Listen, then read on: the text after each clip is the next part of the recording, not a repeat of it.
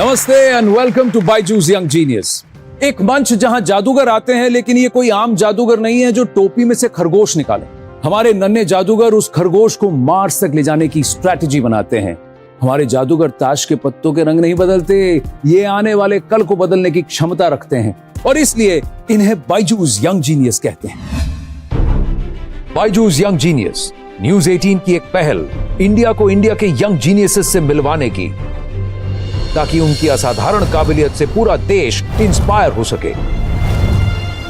भारत के कोने कोने से हमने ढूंढ निकाले हैं कई बेमिसाल यंग जीनियस और उनमें से सबसे खास को चुना हमारी अमेजिंग जूरी ने।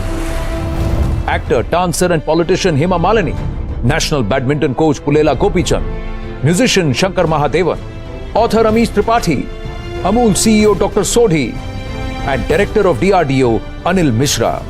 अलग अलग फील्ड्स में अपनी प्रतिभा के झंडे गाड़ चुके ये यंग जीनियसेस अब आ रहे हैं अपनी कहानियां आपके संग बांटने।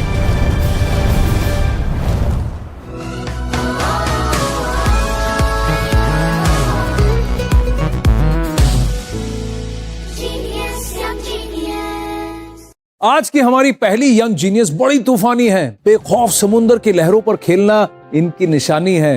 National champion in windsurfing and N S national skiff sailor, प्रधानमंत्री बाल पुरस्कार अवार्ड की विजेता, गोवा की शान, ये है 15 साल की Perl कोलवलकर। For me, home is where the waves are, as the one thing that gives me the most amount of happiness is sailing. Hello, मेरा नाम है Perl कोलवलकर. I'm a national level gold medalist in windsurfing. I also do skiff sailing and kite surfing, and lately I have been pursuing laser sailing. I started off with windsurfing, and that's the thing that actually made me love the sea. Pearl ने इतने कम time में जो achieve किया वो बहुत मुश्किल है किसी भी बच्चे के लिए, और अभी वो नॉर्मल कैटेगरी में सेलर्स के साथ पार्टिसिपेट करती है, जो ओलंपियन है उनके साथ पार्टिसिपेट करती है। When Pearl received the Pradhan Mantri Rashtriya Bal Shakti Puraskar at the hands of the Honorable President of India, it was an absolutely amazing moment. We couldn't believe that it's our little Pearl who's walking up to the stage at the Rashtrapati Bhavan. We had tears in our eyes watching this moment. Representing India abroad for different events and championships, or even in the Olympics, is not an easy task, as it requires a lot of effort, hard work, focus. But I am determined to represent India, and I really want to win a gold for my country.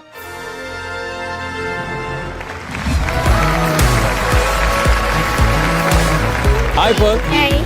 So good to meet you. आइए बैठिए आप। एक काम करते हैं, मैं भी अभी आपके साथ ही बैठता हूँ। अब ये स्किफ सेलिंग क्या होता है, लेजर सेलिंग क्या होता है, ये सब भाई मुझे नहीं मालूम है। तो हम ABCD से ही शुरू करेंगे। ठीक है। तो आपको जो तस्वीरें आएंगी आप सबको समझाइए और बताइए। This is basically boat sailing, windsurfing. इसका एक बोर्ड रहता है और हम खड़े होके सेल को कंट्रोल करते हैं, और जैसे हम सेल को पोजीशन करते हैं विंड के हिसाब से, उसी हिसाब से हमारी बोट की स्पीड चलती है। जो बोर्ड मैं चला रही हूँ वो 13 किलोस का है। और वो जो सेल है कितना बड़ा होता है? मेरा सेल 7.8 स्क्वायर मीटर्स का है। इतना बड़ा?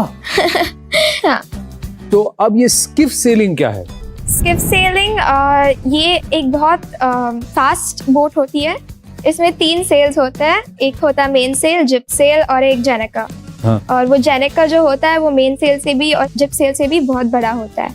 एक स्किफ सेल जो ये जो बोट है इसको हाँ। कितने लोग चलाते हैं? It's a double handler. तो आप कौन सा वाला sail? I am the skipper, the one who controls the boat main.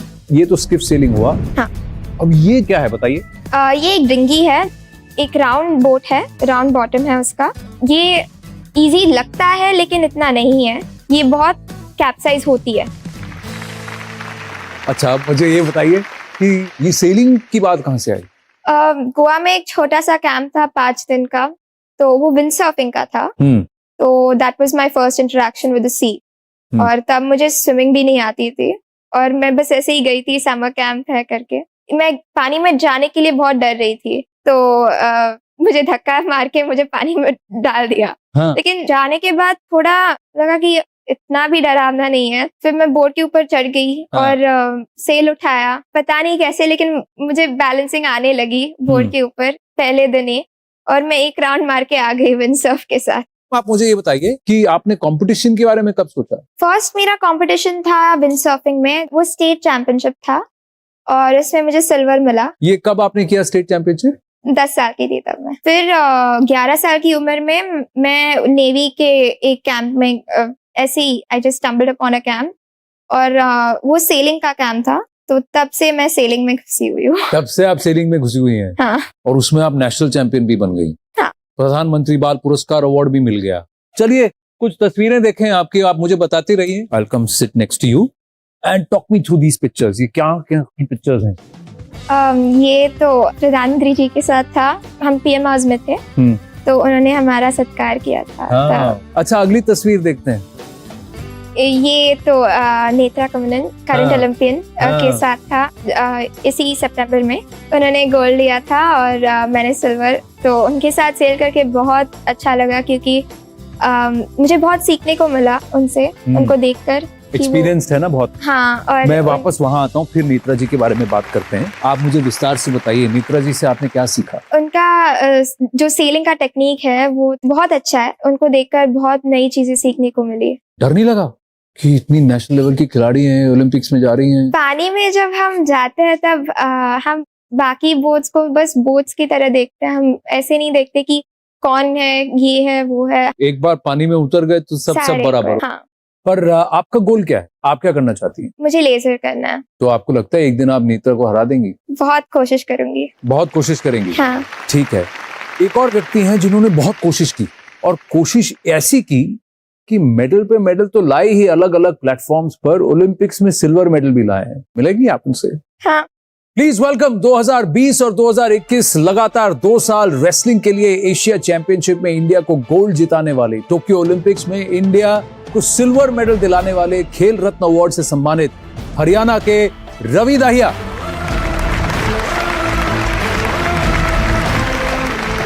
Thank you. आइए बैठिए। तो रवि, ये पर्ल है, पर्ल कोलवलकर।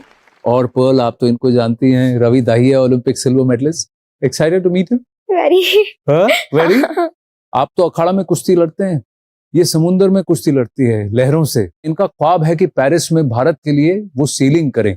कैसा लग रहा है आपको ऐसी इतनी छोटी सी एक यंग जीनियस से मिलकर? बहुत अच्छा लगता है। ऐसे 15 साल की उम्र में एक ऐसा गोल बना लिया कि देश के लिए ओलंपिक्स में मेडल जीतना। तो मैं तो यही कहूंगा कि आप मेडल नहीं, देश के लिए गोल्ड जीतो, क्योंकि आप अभी से गोल्ड का टारगेट बनाओगे जब भी आप गोल्ड जीत सकते हो। Yes sir. हम भी उम्मीद करेंगे कि अगली बार मैं भी देश के लिए गोल्ड जीतूं और आप मेरे साथ हो, और दोनों उसमें पेरिस भी लेने मिले और देश का नाम रोशन करेंगे दोनों। Yes sir. लेकिन आप इनको बताइए कि इसमें इनको क्या करना पड़ेगा ताकि वो जाकर उस पोडियम पे पहुंच जाए, टॉप पर। बिल्कुल जी, सबसे पहले तो यही कहूंगा कि एक डिसिप्लिन है, वो सबसे जरूरी है, और एक रिस्पेक्ट है ना, सबकी बड़ा या छोटा सबकी एक रिस्पेक्ट आपके मन में जरूर होनी चाहिए, और एक आपका गोल है ना, उसके प्रति आप इतने सच्चे होने चाहिए कि आप अचीव भी ना करो ना तो आप कल ये नहीं हो कि मैंने अपनी तरफ से कोशिश नहीं करी, मैं ये कर सकता था और मैंने ये नहीं किया इसलिए शायद रह गया। तो शायद के लिए कुछ भी नहीं छोड़ना है। अगर आप सच्चे हो और सच्चे दिल से करोगे तो परमात्मा आपका बहुत ही ज्यादा साथ देगा। Yes sir. आप कुछ पूछना चाहेंगे रवि से? ओलंपिक्स की तैयारी जब आप कर रहे थे तब आपने बहुत मेहनत लगाई होगी, बहुत डिसिप्लिन हुआ हो। पता क्या होता है, मेरा मानना ये कि एक ना आप अगर सच्चे दिल से ठीक ठाक करते हो तो ऐसी कोई बात नहीं कि आपको ज्यादा जरूरी कुछ है, और जो भी चीज आपको डिस्टर्ब करती है, चाहे आप कुछ भी, चाहे सोशल मीडिया हो या कुछ भी हो, तो आपको उनसे दूर होना पड़ेगा। मैं तकरीबन 2-2.5 साल से सोशल मीडिया से बिल्कुल दूर था। बस यही था कि एक टारगेट था कि देश के लिए कुछ ऐसा करें, तो उसके बाद देखो सारी चीजें अपने आप ही आ जानी थी। हाँ। तो एक टारगेट बना के चले गए। तो अब बात ओलंपिक्स की हो रही है तो मैं एक छोटा सा गेम खेलना चाहता हूँ आपके साथ। बहुत सिंपल सा गेम है। मैं एक काम करता हूँ, आपके पास ये 2 प्लाकार्ड जो हैं, एक आपको है और एक आपको है। सिर्फ सही गलत का गेम है। सही है तो आप ग्रीन बोर्ड लगाएंगी, गलत है तो घुमा देंगी, ठीक है?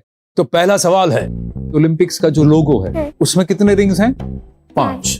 इसके रंग हैं रेड, ब्लू, ब्लैक, ऑरेंज और ग्रीन। सही या गलत? सही या गलत?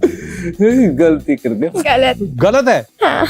अच्छा, ये गलत क्यों है बताइए? क्योंकि येलो है। हाँ, येलो है, ऑरेंज नहीं। Well done Pearl. अगला सवाल, Neeraj Chopra is the second track athlete to win a gold medal for India at the Olympics. ये सही है या गलत? गलत है। गलत है। हाँ। The correct answer is Neeraj Chopra is the first track athlete। पर दूसरे एथलीट हैं जिन्होंने भारत के लिए स्वर्ण जीता है। पहले थे अभिनव बिंद्रा।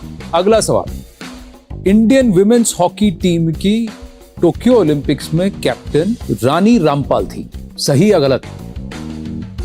सही, बिल्कुल, बहुत बढ़िया। पर्ल, रवि, बहुत मजा आया आपसे बात कर बहुत बहुत धन्यवाद। Thank you. Pleasure to you. Meet you Pearl. अगले चैट जो है आपके साथ पेरिस 2024 के बाद, ठीक है, पोडियम फिनिश गोल्ड, वो तो उधर से तो गोल्ड आएगा ही, भरोसा है हमको। पर जाते जाते आपके लिए एक छोटा सा तोहफा है। रवि, मैं आपसे गुजारिश करूंगा कि आप जरा पर्ल को ये यंग जीनियस की ट्रॉफी जरूर दें। और इसी के साथ पर्ल, आपको मिला है बायजूस की तरफ से 1 साल का subscription to the Byju's online learning program. Ravi, Pearl, thank you very very much for joining us on Byju's young genius. बहुत बहुत धन्यवाद Ravi. Thank you. Thank you. Thank you. से भी कोयला मिलेगा। हम कोयला लेने के लिए हमने विभाग को निर्देशित किया है। Welcome back to Byju's young genius. हमारे नेक्स्ट जीनियस एक डेटा साइंटिस्ट हैं। डेटा साइंटिस्ट टाइटल से ही बड़ा और मुश्किल काम सुनाई देता है, और इस बड़ी और मुश्किल जिम्मेदारी को सिर्फ 14 साल की उम्र में संभालते हैं हमारे अगले यंग जीनियस। आर्टिफिशियल इंटेलिजेंस के जरिए एग्रीकल्चरल प्रॉब्लम्स को सॉल्व करते हैं। ये हैं हैदराबाद के सिद्धार्थ पिल्ली। Hi, I'm Siddharth Pili. I'm from Hyderabad and I'm currently working as a data scientist. I don't see Siddharth as a 14-year-old. I value his decision making. I value his suggestions. So he's almost like any other team member to me now. We tend to use data to solve problems in the domains. These might include on, let's say, classifying if a person has cancer or not, or trying to understand, let's say, the next few days of the weather prediction, or even also predicting if a traffic jam will be at this certain part of the day. I'm also working as an intern at IIT Hyderabad, and my work here involves of using state-of-the-art deep learning and computer vision models to solve problems in the field of agriculture. Whatever Siddharth has achieved at 14 years of age, it took me years to get there.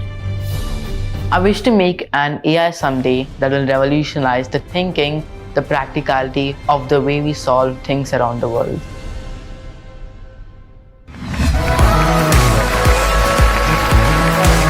Hey Siddharth, Oh, hello. come sit. Welcome to Byju's young genius. तो आप एक बात बताइए, ये data की दुनिया में आप घुसे कैसे? So, yes, my mom and dad are also software engineers. At the age of 7, I basically first started with the whole concept of coding and everything. 7 साल की उम्र में? At a young age, I play a lot of computer games and mobile games as well.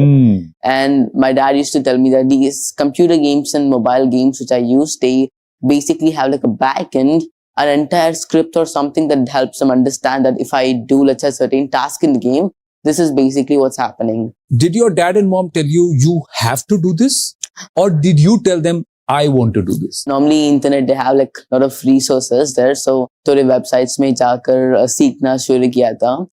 And my dad then and there used to come and help. Like, are you understanding this? This seemed familiar to you and everything. So it went on like that, and in like few months, I understood how exactly programming is and started creating few of my own projects. When did you become a professional? When I was 12, my mom's friend connected to the first CEO, and that's basically where we had a conversation, and I got hired as a data scientist. Your mom's friend got in touch with her कि भाई मुझे एक data scientist की तलाश है, खोज है, and your mom said मेरे बेटे को try कर लो. That's what she said. Yeah. And then did they do an interview? Did they test you? Yeah. So in interview, he basically asked me few questions on what exactly I'm into. कितनी देर का interview था ये? वो एक hour 30 minutes हुआ था. 12 साल के थे, प्रोफेशनल बन गए। क्योंकि 12 साल के हैं तो इसीलिए इनको सैलरी नहीं दी जाती, बट इनको ऑनरेरियम दिया जाता है। तो पापा ने पूछा नहीं पढ़ेगा कौन, स्कूल कौन जाएगा? Actually, पापा ने पूछा था. हाँ. क्या पूछा? Studies, you have to continue. There's no way you're going to escape out of this. He said that as like, of course, I'm going to do studies as well. तो इसलिए हमने क्या किया थी, just end of the day 3 hours में work करता हूँ और entire day school पर जाता हूँ. तो 3 घंटा, but 6 days a week or 5 days a week? 5 days a week. 5 days, यानी Saturday Sunday छुट्टी है भैया. हाँ. और क्या करते हैं? और मैं IIT में भी internship कर रहा हूँ. अरे बाप रे बाप, 14 साल की उम्र में भाई साहब स्कूल भी जा रहे हैं, काम भी कर रहे हैं, सीख भी रहे हैं और आईआईटी में रिसर्च कर रहे हैं। हाँ, क्या रिसर्च कर रहे हैं आप? सो IIT हैदराबाद के साथ मैंने एग्रीकल्चर में प्रोजेक्ट्स किया था। इसका नाम है ऑटोमेटिक लीफ काउंटिंग। बेसिकली हमको 2000 प्लस और लाइक 5000 डेटा मिलती है डिफरेंट टाइप्स ऑफ प्लांट्स की। इस डेटा से हम how many leaves are in a plant को predict करना है, ये challenge basically है। This work can be used by the plant scientists where they can understand this growth status of a plant and also how well the plant is doing, and it can be again then translated to farmers. But do you play anything to sharpen your mind? Iterations, moves, logic? So I would say I play some chess as well. You play chess? Yes. तो मेरे कुछ favourite players हैं हाँ. Chess में। एक तो विश्वनाथन आनंद, वो तो बेंचमार्क हैं। हाँ. और एक और खिलाड़ी हैं जिनको मैं एक यंग जीनियस मानता हूँ। हाँ. Because in the age of 19 itself, she was an international master. Her name is Tanya Sachdev. So the team would have asked you to do some analysis about her game. Yes. Right. So I want you to take our viewers through what you have done. तो मैं आपके बगल में आके बैठ जाऊं? आप मुझे बताएंगे? ठीक है, अब मुझे बताइए, take me through. Tanya Sachdev का एनालिटिक्स है। So this is the total number of matches that she has played till date. Yes, basically Tanya Sachdev's total number of matches is 1356. The winning percentage is a huge highlight. That amount of winning percentage is high and very reliable when it comes to winning any type of match. You think she's good? Definitely. Okay. What more have you seen? We also have another type of data available of the matches she played throughout the years. So if you see here, we can see her first match was in 1995. And then as we see, she basically exponentially grew higher and higher and above. Yeah. So the peak is somewhere around 2008. Yes. Where she's played a lot of matches. Yes. So in 2008, she played almost 140 plus matches as well. And this is when she has a huge career peak when getting many sponsorships and also getting to play many more matches as well. और कोई data point है जो आपने analyse किया है इनका? हाँ, मैंने also a number of matches she has also won भी analyze कर दिया था. If we see in the 2008, because she played many games in that part of time, she played almost 140 plus matches as well. Out of 140, she has won at least nearly 50 matches. Yes. इसमें और लेकिन अगर आप 2019 में भी देखें तो 80 matches उन्होंने खेले जिसमें से उन्होंने 40 में जीत हासिल की। And also the thing is, Tanya Sachdev is making the next few comebacks as well by playing in more matches. So that's why if we see, I think by start of 2022, she might break her previous 2008 record as well. You also looked at how she plays with black and how she plays with white? Yes, actually, this type of data is also available to us. And if we see here, she has a very good performance when she played with white. So I'm guessing when you play the first match, I guess you can already draw a good outline of how exactly you want to strategize. She plays with white and she's attacking, she's winning more. And when she's playing defense, it drops down to 33%. Yes. So now that you've shared this with me, are you okay if I share this with Tanya? Oh yes, I would say. You'll be happy to share with us with her? Yes, definitely. So let's do that right now. Oh, Tanya Sachdev. Oh, yes, hello. Hi, Siddharth. Hi, guys. Oh my God, I am mind blown by what I just saw. Oh, yes, thank you. I just feel like I've never met you before, but you've just seen through my whole life right now. So many things that you were talking about, especially, you know, what you mentioned about 2008 being one of the most active years when I was just breaking out and playing the maximum number of games. I mean, do you have any free time to become my coach anytime soon? You know, we've all got trainers, but this is such a scientific way to look at it. The way you were talking about my results with white, what my strengths and weaknesses are. This was amazing. आप कुछ पूछना चाहेंगे तानिया से? Actually, I wanted to understand, when you're playing chess, there always comes to a moment where it might be very crucial for you to win, where you have, you know, less number of pieces to work with, less number of moves as well to also win the game. So how do you deal with this amount of, you know, stress to win this type of a game? When I'm playing and the stress level is high, I'm just trying to see what is my next best move. That's the only thing that's in my hand. Thinking about the result, thinking about kya hoega if this match doesn't go my way, main haar jaungi, nothing good will come out of it. But before the matches start, it's very important to get in a zone, to work on your mental health, to work on your nerves. And but I think experience and doing more of this is what makes us better when we actually go perform. Tania, क्योंकि आप इतना deal कर चुकी हैं international forum में और competitive chess बहुत ज्यादा डिमांडिंग भी होता है, तो मैं आपसे आग्रह करूंगा, जरा सिद्धार्थ को बताइए how to deal with failure. You know, my coach always used to say, Siddharth, that champions are not made during tournaments, they are made between tournaments. Oh yes. So whatever hard work you put in and whatever you learn from your losses, you have to just analyze ki what you can do. जैसे आप बोल रहे थे, through data collection, in my case, through my games, see my weaknesses, with the resources I have, improve on them, work on them. And the only thing that we can do is to go back there and fight that. Oh yes. Such a pleasure to speak with you. Thank you for making the time to speak to this little genius here. One more thing before I go, what you mentioned about me playing with the white pieces, absolutely on point. Oh yeah. Yes, thank you. Well done. Oh, yes, thank you. Thank you so much for joining us here on Young Genius. Thank you. Thank you. How was that? Oh yes, that's great. Great? Yes. Fantastic. Oh yes, I feel excited right You now. feel excited? Oh yes. पर सिद्धार्थ जाने से पहले हमारी तरफ से आपके लिए एक छोटा सा तोहफा है. आप यहाँ आइए Oh हाँ. और मैं जरा घूम के वहां से आपके लिए लेकर आता हूँ बायजूस यंग जीनियस की ये ट्रॉफी. उसके साथ साथ we are giving you 1 year subscription to the Byju's online learning program. Well done, Siddharth. Thank you. Very proud of you. Lovely to meet you. Thank you. Thank you. Thank you very much. छोटी सी उम्र में कुछ ऐसा कर दिखाए जिसे करने में लोगों की उम्र गुजर जाए, वही तो यंग जीनियस कहलाए. इस सफर में हम एक से बढ़कर एक जीनियस से मिले और उन सब के कारनामों पर, उनकी जर्नी पर हम एक नजर और डालेंगे अगले एपिसोड में. तब तक के लिए